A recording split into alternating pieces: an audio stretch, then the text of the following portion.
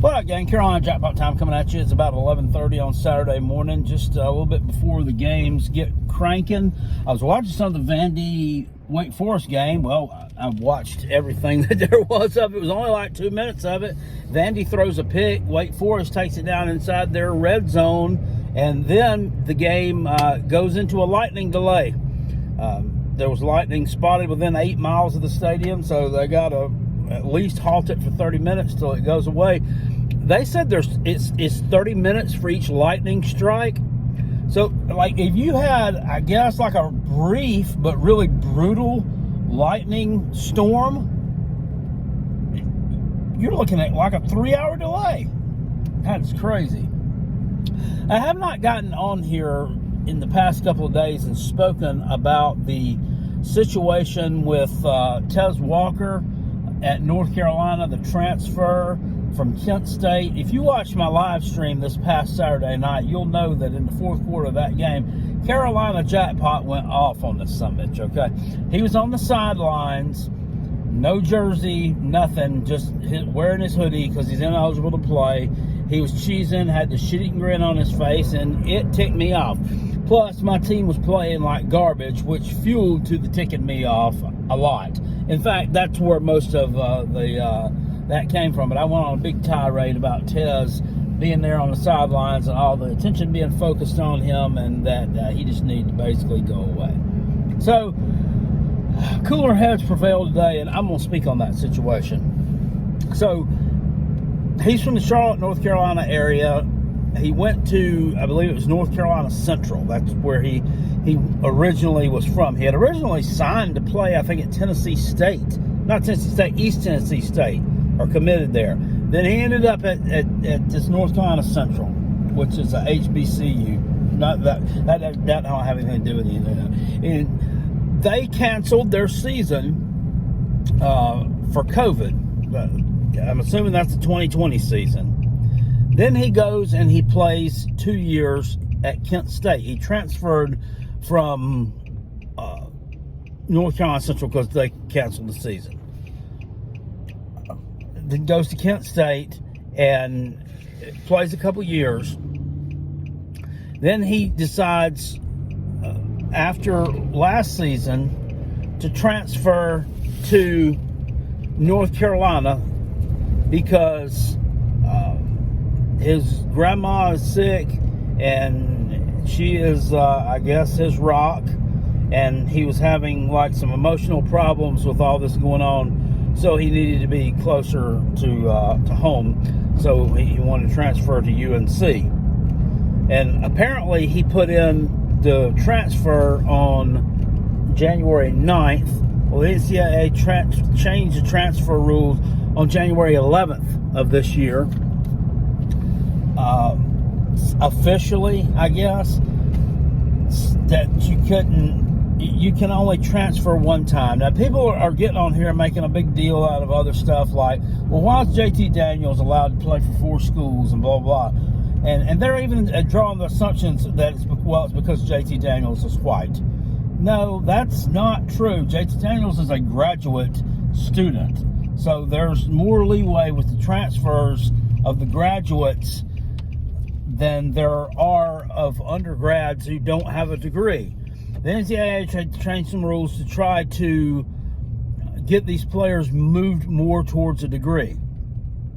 Now, I have no doubt in my mind whatsoever that Tez's grandma probably is sick. And I'm sure that Tez's grandma probably is his rock. And it probably is screwing with his head that she's sick and he would be stuck up at Kent State, which is at least 700-800 miles away from this area.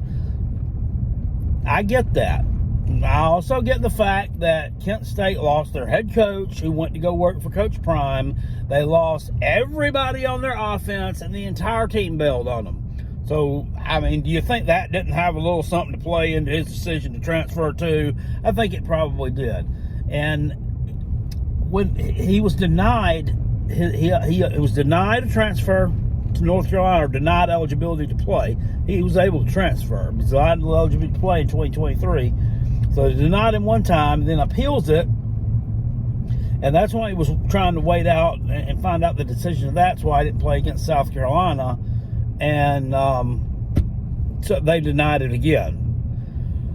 And then Mack Brown kind of goes on a tirade, and he sent out this, there's a copy of the letter floating around out there on the internet. I'm sure everybody's seen it.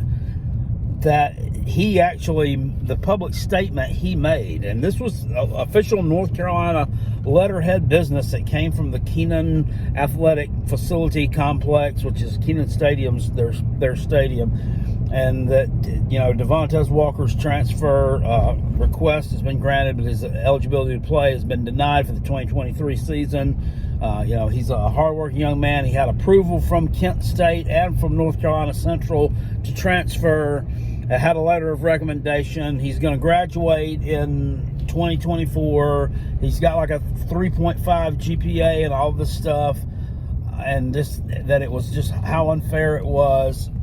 And then at the bottom, he puts on there, "Shame on you, NCAA," which I thought was kind of a boss move by Mack Brown.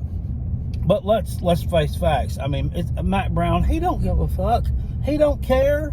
If they went out there and fired him tomorrow, he's set. He's pretty much on his swan song of college football, I think. And he started off in a really good way Saturday night. So I got respect for him for doing that. Here's the thing. I think the NCAA probably also, and I may be speaking out of school here, but they may have also looked at not the athlete, not that it's Tez, not you know, 2 transfers, not the fact that he got his paperwork turned in early, and when they were making the decision on this, I really think they looked at the fact that it's North Carolina. And we let you slide a few years ago, if you'll remember. They were making up all kind of classes, making up all kind of degrees so that these basketball players could remain eligible. It's just a big mess up there. They were making up like fake African American studies degrees, which they didn't even have that program at the school.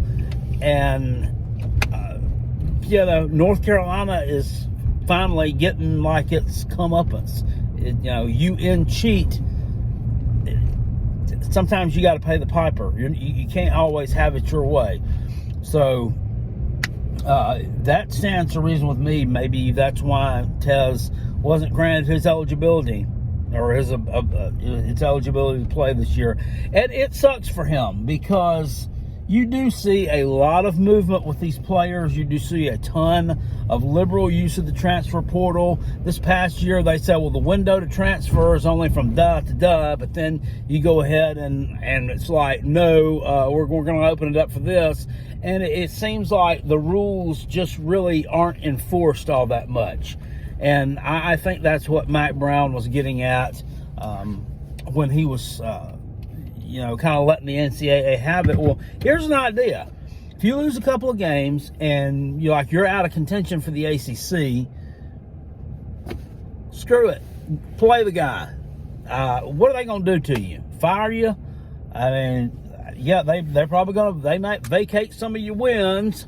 Who cares? It doesn't matter. They might vacate your South Carolina win. It doesn't matter. You won on the field.